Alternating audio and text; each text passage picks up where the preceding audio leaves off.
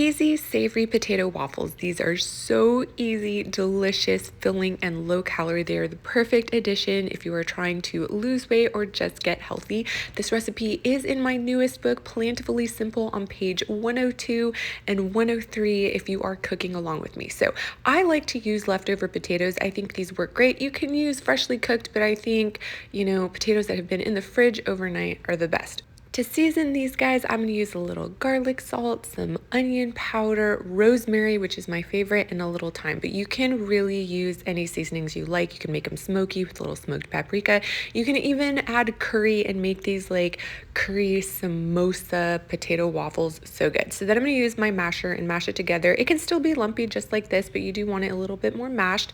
Then I'm going to add them to my heated waffle iron that I have sprayed because my waffle iron likes to stick. So then you want to close it down nice and tight and let it sit there for 8 to 10 minutes until the waffles aren't sticking and they're nice and crispy, just like this. Look at this gorgeousness. It's so yummy. So you want to carefully take them off, and you do want to serve them right away, otherwise they won't stay crispy.